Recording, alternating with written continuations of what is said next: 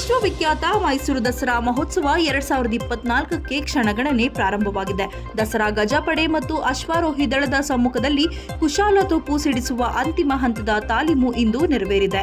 ವಸ್ತು ಪ್ರದರ್ಶನ ಆವರಣದ ಪಾರ್ಕಿಂಗ್ ಸ್ಥಳದಲ್ಲಿ ನಡೆದ ತಾಲೀಮಿನಲ್ಲಿ ಗಜಪಡೆಯ ಅತ್ಯಂತ ಹಿರಿಯ ಆನೆ ವರಲಕ್ಷ್ಮಿ ಹೊರತುಪಡಿಸಿ ಉಳಿದ 13 ಆನೆಗಳು ತಾಲೀಮಿನಲ್ಲಿ ಭಾಗಿಯಾಗಿದ್ದವು. ಅಶ್ವಾರೋಹಿ ದಳದ 30ಕ್ಕೂ ಹೆಚ್ಚು ಕುದುರೆಗಳು ಭಾಗಿಯಾಗಿದ್ದು, ನಗರ ಸಶಸ್ತ್ರ ಮೀಸಲು ಪಡೆಯ ಸಿಬ್ಬಂದಿಗಳಿಂದ ಕುಶಾಲತೋಪನ್ನ ಸಿಡಿಸಲಾಯಿತು.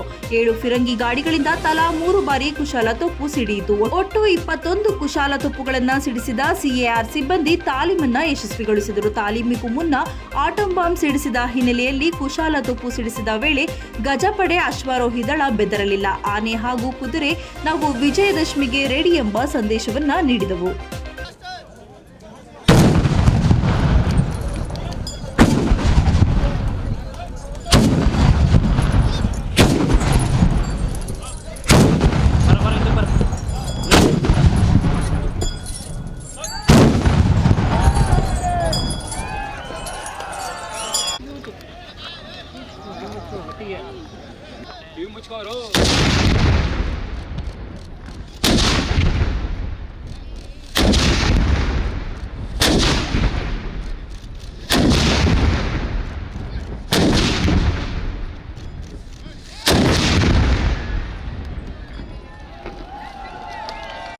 ಸೊ ಎಲ್ಲ ಆನೆಗಳ ಹೆಲ್ತು ತುಂಬ ಚೆನ್ನಾಗಿದೆ. ಇವತ್ತು ಬೆಳಗ್ಗೆನೂ ಕೂಡ ನಾವು ಎಲ್ಲ ವೆಟರ್ನರಿ ಡಾಕ್ಟರ್ಸ್ ಕಡೆಯಿಂದ ಇದು ವೆರಿಫೈ ಮಾಡಿಸಿದ್ವಿ.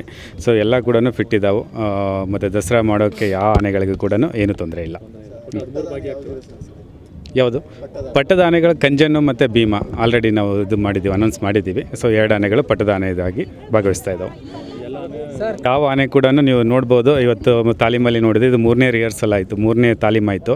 ಸೊ 3ನೇ ತಾಲೀಮಲ್ಲಿ ಕೂಡ ಯಾವುದೂ ಕೂಡ ಭಯ ಪಡ್ತಾ ಇಲ್ಲ. ಸೊ ಏನಾದರೂ ಒಂದು ಪಟಾಕಿ ಹೊಡೆದಾಗ ಒಂದು ಸೌಂಡ್ ಬಂದಾಗ ಸಡನ್ನಾಗಿ ನಮಗೂ ಒಂಥರ ಹಿಂಗಿದು ಆಗುತ್ತಲ್ಲ, ಅಷ್ಟು ರಿಯಾಕ್ಷನ್ ಮಾಡಿದೆ. ಅದಾದಮೇಲೆ ಅಡ್ಜಸ್ಟ್ ಆದಮೇಲೆ ನೀವು 2ನೇ ರೌಂಡು 3ನೇ ರೌಂಡ್ ನೋಡ್ಬೋದು. ಅವೇ ಕೂಡ ಮುಂದೆ ಬಂದುಬಿಟ್ಟು ಅದ್ರ ಹತ್ತಿರಕ್ಕೆ ಬರ್ತಾಯಿದ್ದಾವೆ. ನಾವೇ ನಿಲ್ಲಿಸ್ತಾ ಇದ್ವಿ, ನಾವೇ ಕೂಡ ತಡಿತಾ ಇದ್ವಿ, ಬಟ್ ಅದು ಬರ್ತಾನೆ ಇತ್ತು. ಸೊ ಅಷ್ಟು ಚೆನ್ನಾಗಿ ಅಡ್ಜಸ್ಟ್ ಆಗಿದ್ದಾವೆ, ಯಾವುದೇ ತೊಂದರೆ ಇಲ್ಲ.